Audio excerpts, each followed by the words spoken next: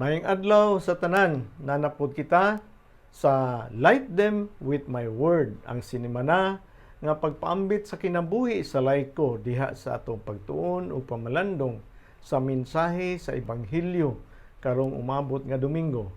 Kini usa ka proyekto sa Tukod Net, inubanan sa CLEMOACO, Tukod Christian Life Community o sa pagpaambit sa kinabuhing laiko. Isip usa ka gamay nga tabang sa simbahan sa paghatag og pormisyon diha sa sinimana nga mga Bible study meetings sa mga BECs o sa nagkalain-laing lay organization sa ilang mga household o action group meetings o sa mga nagkalain-laing katuyuan sa tanan sa pagtuon sa pulong sa Dios gikan sa kinabuhi sa laiko.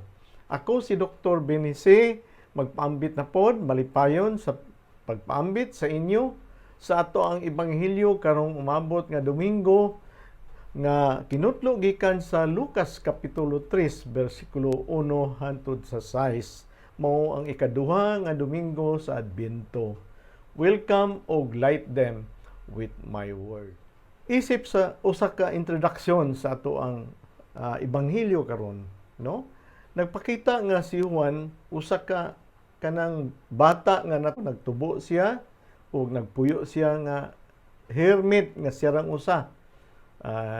Nagkaon og mga locust og mga wild nga honey and nagbisti og camel hair. Si Juan nagsurvive, no? Nabuhi diha sa disyerto kay ngano nahibaw-an man niya og asa mangita sa probisyon sa Ginoo diha sa mga cactus nga natural kayo ang tubig nga makuha niya o uban pa nga mga pagkaon nga makita diha sa disyerto. It was the 15th year of the rule of Emperor Tiberius.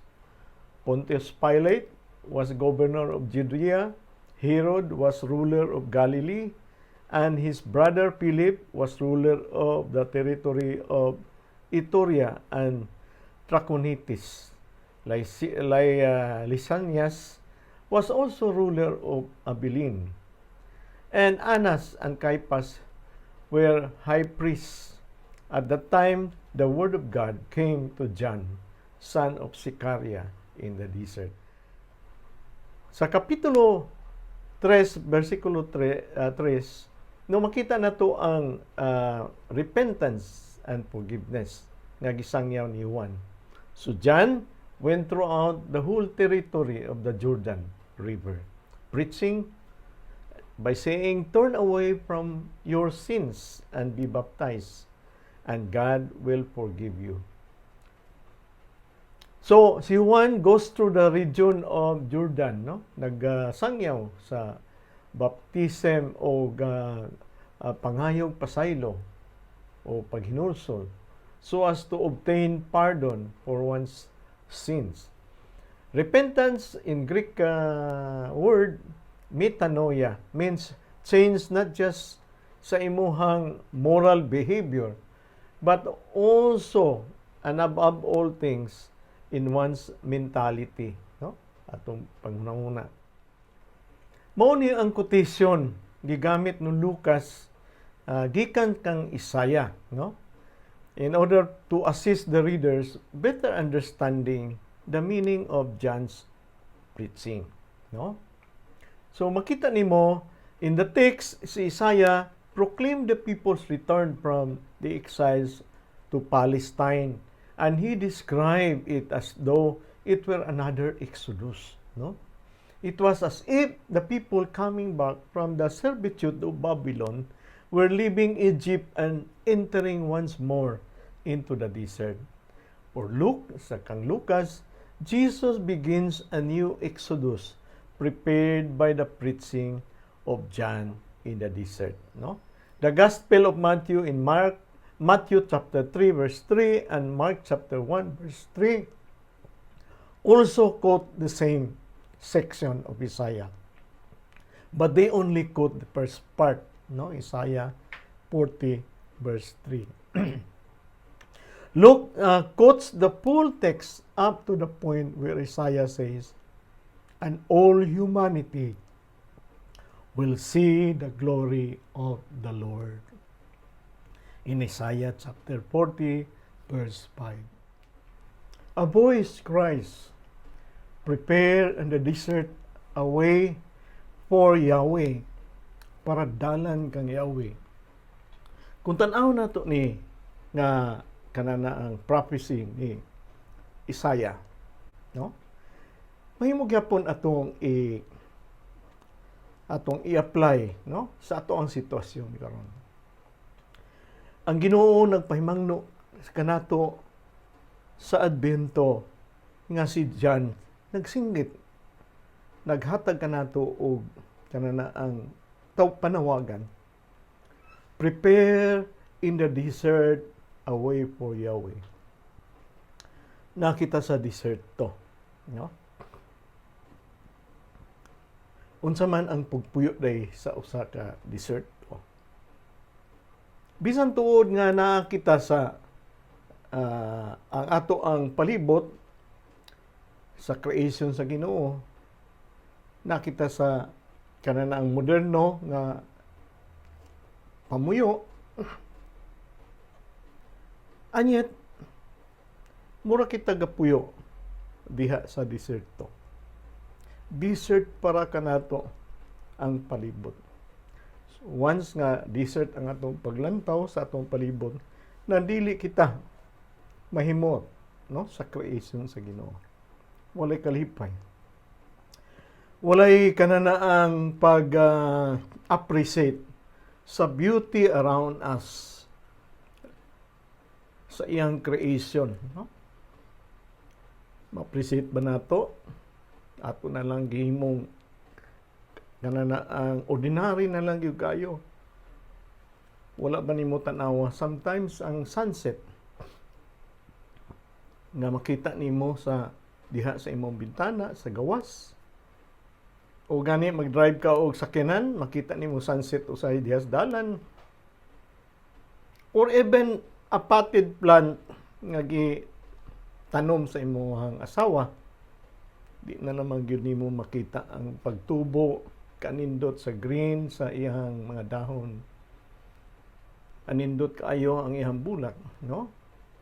Or sa mga pahiyom sa mga katawhan sa ato ang palibot, pahiyom sa mga kanang kapobrehon, makita nimo diha sa daplin na dalan sa mga tao nga wala gani gikaon, dili kumpleto sa tulo ka adlaw.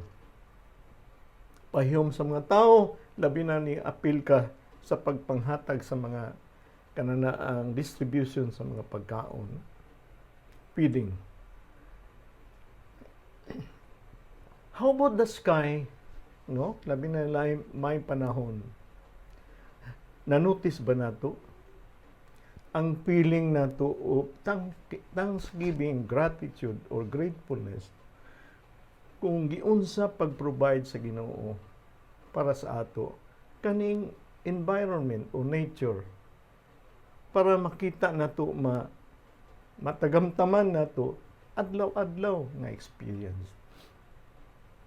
Kang Juan, ang deserto niya mao ang usa ka special place nga maka dungog siya sa tingog sa Ginoo, no? Usa ka pribilehyo nga makita niya diya sa usa ka lugar nga usa ka kanana ang opportunity nga siya mismo makapaglambigit diha sa Ginoo. Because John, makita nimo, spent most of his growing time or years, growing up years, diha sa deserto, diha siya yun na nigdako, no? He was with the group that made living in the desert a way of life. Diha sa deserto, ang pulong sa Ginoo niabot kaniya, nadungog niya. Kita sa ato ang deserto, pareha sa gistorya sa Ginoo. Iyon siya nga, a voice cries, John cries to us, prepare in the desert a way for Yahweh sa atong mga deserto. No?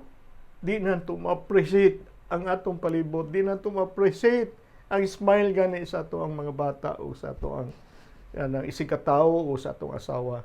Di na ito ma-appreciate ang iyang giluto na sudan. Wala kita'y kalipay nata sa boredom labi na kaning panahon sa kananaang pandemic. Iyon siya make straight path for our God across the wasteland.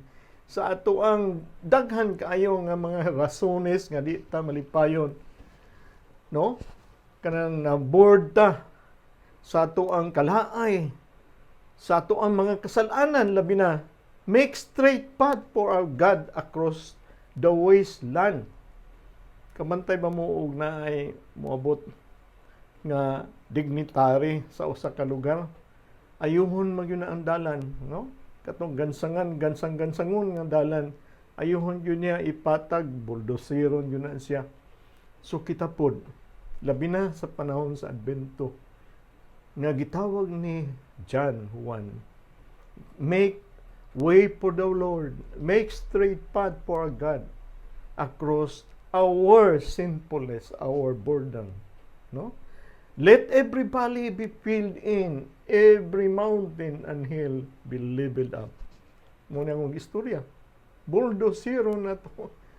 Atong i-level ang atong mountains nga mga kasalanan o kalaay o uban pa nga wa na gyud tay kalipay. Every cliff become a plateau. Every escarpment a plain.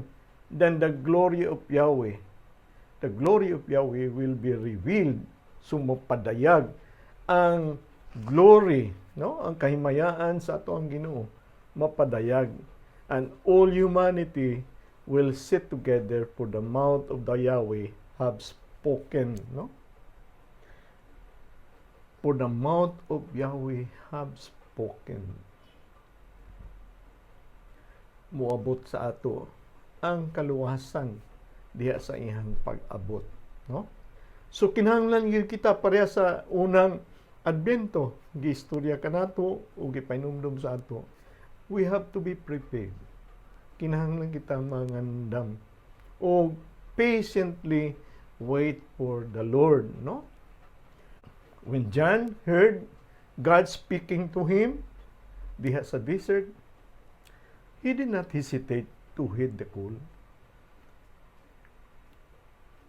Siya mismo ning-adto sa Jordan, ning-adto sa Jerusalem, o siya nagsangyaw sa pagpasaylo o pagbautismo, no? Baptism and repentance. Siya dili yun niya makuan ang Ginoo, di yun niya mabalibaran. Klaro gyud kaayo niya ang misyon nga gihatag sa Ginoo sa atong deserto, no? Dili gyud siguro nato mabalibaran ang Ginoo ug siya mutawag sa ato.